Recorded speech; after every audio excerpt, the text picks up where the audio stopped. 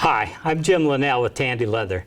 I'm going to be showing you how to make a wallet, and I'll be going through each of the steps with each of the tools in enough detail so that you'll know how to get the best results out of your leatherwork. The tool that we're going to use to cut the design into the leather is called a swivel knife. And the most important part of a swivel knife is the blade, obviously. We need to make sure that that blade is ready to cut smoothly and cleanly so that we have good control over what this knife does. To do that, we use a rouge pad. A rouge pad is just a piece of leather with jeweler's rouge rubbed into it. And as I pull the knife across the rouge pad, you can see that it's turning dark.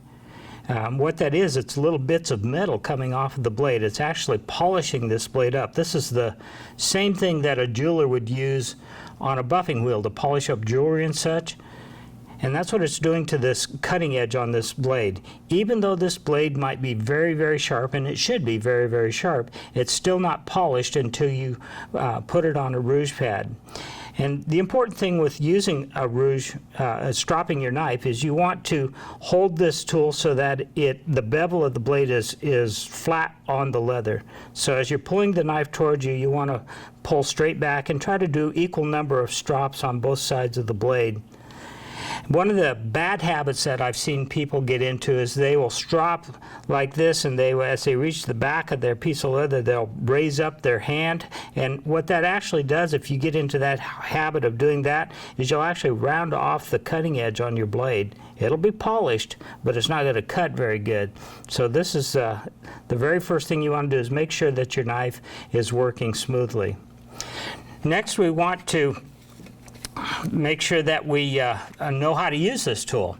I've got a piece of leather here that's all cased up, ready to go, but let me show you how this tool is used. The basic grip for a swivel knife is to lay it on your bench like this and pick it up with your fingertips. Place your forefinger up here in the yoke and just grab onto it like that. And that's pretty close to the kind of a grip that you'll use. You'll actually place your forefinger into the yoke up to about the first knuckle. You'll have your thumb resting on one side of the barrel, your middle finger just opposite of that, and I actually have my ring finger resting on the side of the blade. And the rest of my hand actually rests on the table, so I have good balance when I'm making the cuts. And the cuts are made by angling the knife away from you. This is a straight blade. They do make blades with angles on them already, but I like to use this type of blade. It's what I've used all my life. And the cuts are made by just angling the knife away from you so that just the corner of it is in the leather. And you always make your cuts by drawing the knife towards you. This tool is called a swivel knife because obviously this part up here rotates. It swivels. When you're making the curving cuts in your leather, you make those curving cuts by rotating your fingers. One of the other bad habits I see beginners have, or even some folks that should know better, is that they will get in the habit of moving their whole hand. When they're trying to make these curves, you'll see them moving their whole wrist or their hand or their arm like that. And you'll not get nice, smooth, clean curves when you do that. Using this swivel to help you make those cuts really makes it work a lot better. All of the downward pressure determining the depth of the cut is done with this finger right here. This does all of the pushing down. The rest of these fingers are for steering it.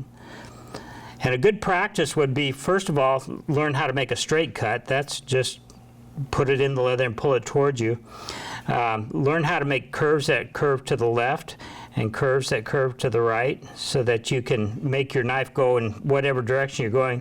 Learn how to make some S cuts so that you can move it in directions that it needs to go to follow your pattern. And one of the other things, and you'll be doing this a bit, and that is learn how to taper out the cuts. When you start making a cut, and this is another one of those general rules about cutting the design into the leather, you want to cut about 1/3 to no more than 1/2 the thickness of the leather. So when you're pushing down, you're going to start out the cut pretty deep. But a lot of these cuts, as you go down the length of a stem or in certain parts of it, some of these cuts have to taper out. We do what we call feather them out. So I would like you also to practice feathering out your your cuts. Start out, get that 1/3 to 1/2 the depth when you begin the cut, but then as you pull the knife towards you, let it fade out and disappear. You'll see that that's a real important technique to use when you're using this tool. If you're comfortable with your knife, we're ready to go to work on our project and get these lines cut into the leather. You can see that my leather has still got a lot of moisture in it, so I'm going to continue cutting right now. One of the first things that I will do is I will cut this border line into the leather first.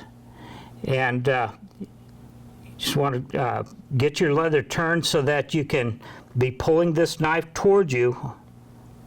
And just follow those lines along. I'm cutting, like I said, about 1/3, I don't know, maybe about almost 1/2 on this lightweight leather, maybe a little bit deeper than that, but no more than 1/2 the thickness of the leather. But you'll notice how often I turn the leather as I'm cutting. And again, it's very important that you be able to see what you're doing, make sure you can see where your knife is going so that you can follow those lines very carefully. When you're cutting your lines, like I said, try to follow them as closely as you can. And when we start, for example, here on the flower, we're going to have some of these lines that will need to fade out. That, like on these flower petals here, as I pull the knife from the outside down toward the center, I want these cuts to fade out and come almost to disappear as I get there. As I bring a couple of these cuts together where we have petals that overlap, as I make a couple of cuts come together, I'll bring the swivel knife up till it almost touches, but I'll stop just short of where that cut touches the other side, because if you cut past where you should, you'll leave a little nick into the flower petal, and that's not a good thing. So, but cut all of the lines. The only lines that I'll not cut in this piece of leather will be these dotted lines that I use to outline where the seeds go. And I'll also not cut this little circle in the center of this flower. That just shows me where the flower center is going to go. The rest of the lines are all going to be cut into the leather, and take your time with this. One of the types of cuts, or some of the types of cuts that folks sometimes struggle with, is doing something like a scroll. A scroll is this spiral looking line that you have here, and it's a feature in a lot of leather patterns. And when you're making a cut that has that much turn to it, you really need to be ready to turn your leather as often as you need to, so that you can always keep your knife being pulled towards you as you're making this cut. That's the only way. Don't try to make a cut like this without ever moving your leather, or without ever picking up your knife. You'll find it very, very difficult to do that. As you get close to the border, lighten up on it so you don't actually cut into the border. And then on the other side here, pick it up again. But that's how you get those nice smooth curves on those cuts. And you have to take your time. This is not something, and actually leatherwork shouldn't be something you try to do as fast as you can. It should always be something that you do as carefully as you can. One of the things that I've never been successful in finding, and I wish I could, but I've never found something that would erase a cut if I put one in the wrong place. So it's very important that you understand what you're doing and put those cuts exactly where they belong before you make a mistake. Maintain good moisture content. This leather is just right for cutting right now.